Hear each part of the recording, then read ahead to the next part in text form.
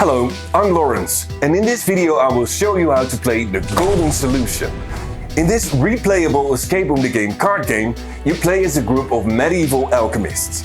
Together with your team, brew alchemical concoctions by playing correct combinations of numbered ingredient cards, and free up ingredient cards to complete alchemical formulas. But be careful, special events may change the rules of the game to your disadvantage, and suddenly make your mixture unstable. Before we can start playing, the game must first be set up. First, select the chapter you wish to play and check out the chapter descriptions in the back of the game rules for the introduction story and the required formula and event cards. We recommend you play the chapters in order from 1 to 12, as they get progressively more difficult. Once you've completed all the chapters, or just feel like experimenting, then look at chapter Infinite at the back of the game rules. Take the formula cards with the card letters indicated in the chapter description. Slide them into the formula sleeves so that the code will become visible through the hole in the middle, and the correct level will be visible at the bottom. Do not look at the beige backs. Place the sleeves containing the formula cards to the side of the game area. The game area will be referred to as the cauldron from now on. Shuffle the ingredient cards and hand each player 8 cards. Place the other ingredient cards in a pile facing down next to the cauldron. This is the stockpile. The height of the stockpile indicates how much time remains to bring the chapter to a successful conclusion. Starting from the second chapter, the stockpile will also contain event cards. Take the event cards numbered in accordance with the card numbers indicated in the chapter description. Split the stockpile into the same number of piles to match the number of event cards taken.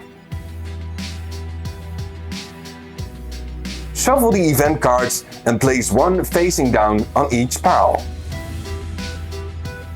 Then shuffle each pile individually and restack the piles of cards next to the cauldron to create the stockpile.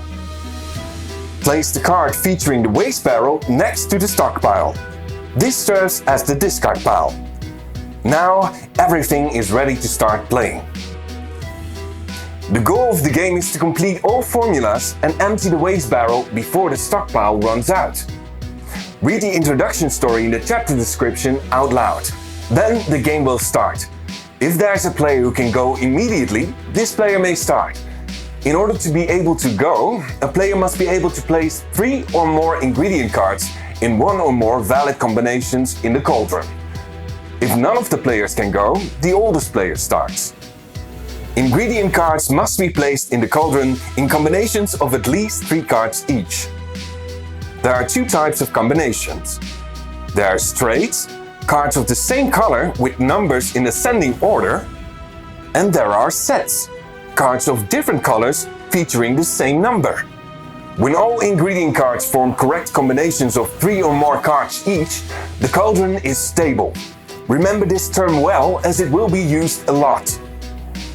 When it's your turn, you may perform 1 or more of the following actions. You may place 1 or more ingredient cards from your hand into the cauldron.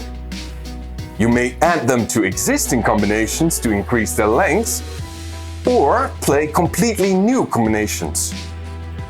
You may play the top card from the waste barrel into the cauldron in the same manner as a card from your hand. The cauldron must be stable again before the next card from the waste barrel may be used. While it is your turn, you may break up combinations and move as many cards as you like. You may move ingredient cards from the cauldron to formula or event cards. I will explain this in more detail later. You may perform each action as many times as you like, and the actions may be performed in any order. A turn could, for example, look like this. I'll place these 7s in the cauldron and add the 7 from the waste barrel. Now the cauldron is stable again, and this 5 will be available. I'll place this 3 here, so I can remove this 3. There's still 3 3s here. and I'll add a 4 from my hand and a 5 from the waste barrel. Not a bad turn, if I may say so. One more important rule: during the entire game you must not communicate to anyone in any way which ingredient cards you have in your hands. Your turn ends when you are no longer able or willing to play or move any ingredient cards. The turn goes to the player on your left. You don't draw any new cards, but please note, at the end of your turn the cauldron must be stable again. If you cannot get the cauldron back to a stable state at the end of your turn, then retrace your steps until the cauldron is stable again. If you're not able or willing to play a card from your hand or from the waste barrel during your turn, you must pass. When you pass, place one card from your hand facing up onto the waste barrel. Next, choose to draw 1, 2 or 3 cards from the stockpile. The maximum number of ingredient cards in your hand is 8. Well, I have 6 cards in hand, so I can only draw 2. Cards must always be drawn together, not one at a time. If you have no cards left in your hand while it's your turn, apart from one passing, you must choose to draw a total of 0, 1, 2 or 3 cards from the waste barrel and or the stockpile. These cards may not directly be played this turn.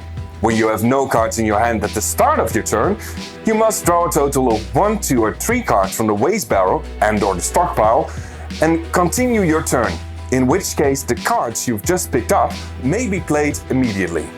The aim of each chapter is to complete all the available formulas and to clear the waste barrel. Each formula card inside the sleeves contains a code such as 7, 8 and 1.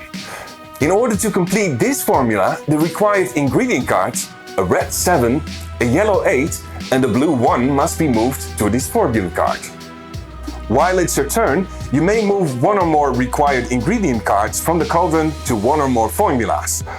Ingredient cards may never be moved to a formula card directly from your hand or from the waste barrel. Place the ingredient cards clearly visible above the formula card. A formula does not need to be completed within one turn. Before one or more ingredient cards are moved to formula and/or event cards, the cauldron must be stable. And after one or more cards have been moved to formula and/or event cards, the cauldron must be made stable without adding any cards from your hand or from the waste barrel to the cauldron. Once all the required cards are with the formula and the cauldron is stable again, the formula is complete. Turn the completed formula card over, including the sleeve. Leave the ingredient cards used facing up in order to maintain overview. The back of each formula card states a positive effect. Some formula cards have a single-use effect, which may be used once by the players at any moment of their choice. For example, single use. Look at the cards of the waste barrel and place them back in any order. Other formula cards effects will change the rules in your favor for the remainder of the game. For example, in straights, 1s connect to 9s. Now this will suddenly become a correct combination. Starting from the second chapter, event cards will come into play. These cards change the rules of the game to your disadvantage. As soon as a player draws an event card from the stockpile, the rule stated on the card immediately takes effect. This rule will remain in effect until you manage to remove the event card.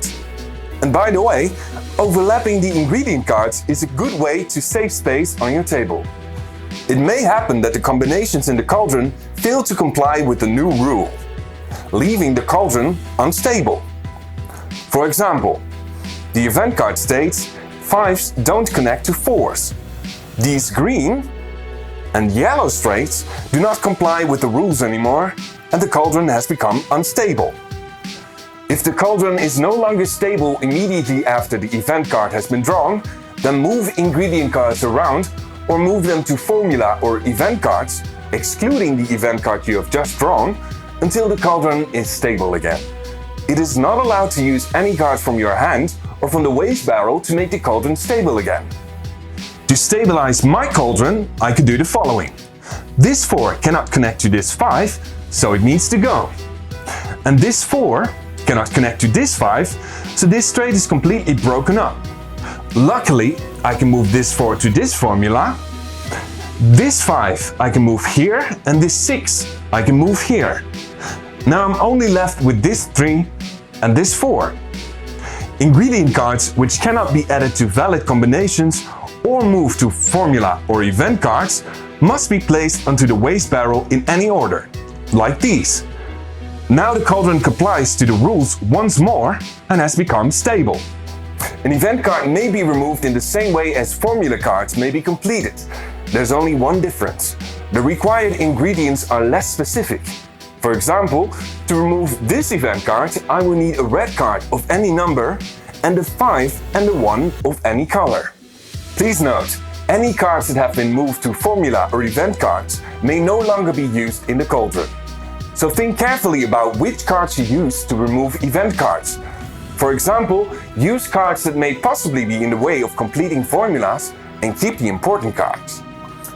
The game ends directly when the stockpile is empty while someone needs to draw an ingredient card. The players have lost the game and may try again. Or when all formulas have been completed, plus the waste barrel is empty. The players have won and the chapter has been successfully completed. Take the chapter off in the chapter descriptions. Will you be able to successfully complete the 12 challenging chapters and change normal metals into gold? Good luck and have fun playing the Golden Solution.